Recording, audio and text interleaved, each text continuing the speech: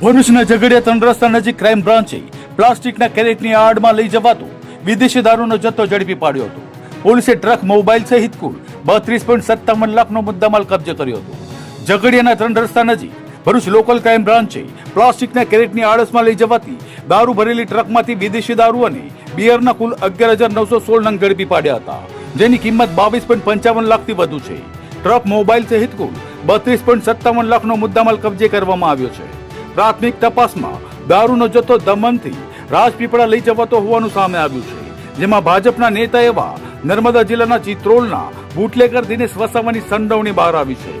LCB સમક્ષ પકડાયેલા દમણના ટ્રક ડ્રાઈવર બબુલ કુમાર લક્ષ્મણ નારાયણ પ્રજાપતિએ ખુલાસો કરતા જણાવ્યું હતું કે ચિત્રોલના બુટલેગર ભાજપના આગેવાન દિનેશ શાંતિલાલ વસાવાએ દારૂ ભરેલી ટ્રક કીમ નજીકથી દમણના શિવમસિંહ ચૌહાણ પાસેથી મેળવી હતી.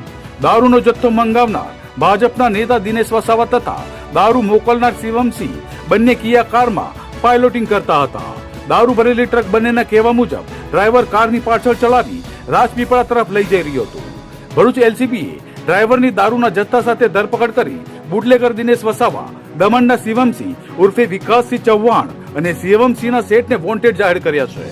નર્મદા જિલ્લા ભાજપનો આગેવાન દિનેશ વસાવાનો લાખોનો દારૂ પકડાતા ભારે ખળભળાટ મચી જવા પામ્યો છે. દિનેશ વસાવાની પુત્રી રશ્મિતા વસાવા નર્મદા જિલ્લા પંચાયતની આમળાતા બેઠક પર સભ્ય છે અને આરોગ્ય સમિતિની પૂર્વ ચેરમેન રહી ચૂકી છે. વધુમાં વર્ષ 2022ની વિધાનસભા ચૂંટણીમાં બુટલેગર દિનેશ વસાવા અને તેની દીકરીએ દાવેદારી પણ નોંધાવી હતી, તો વર્ષ 2016માં ચિત્રોલમાંથી જ બુટલેગર દિનેશ વસાવાનો ₹3 કરોડનો જંગી દારૂ પકડાયો હતો. ભરૂચના સાંસદ મનસુખ વસાવાએ વર્ષ 2023માં જાહેર મંચ પરથી સરકારી કાર્યક્રમમાં આજ ભાજપના આગેવાન મોટો બુટલેગર હોવાનું પણ નિવેદન જાહેર કર્યું હતું. મયાસી ચિત્રોલ તે કોણ છે તે બી ખબર પડશે. દિનેશ એક સમયનો મોટો બુટલેગર, પાછો એને ચાલુ કર્યું છે.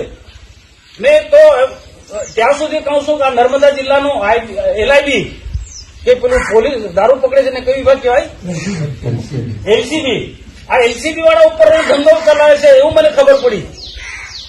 આ એલસીબી ના અધિકારીઓ ઉપર એના અડ્ડા ચલાવે છે.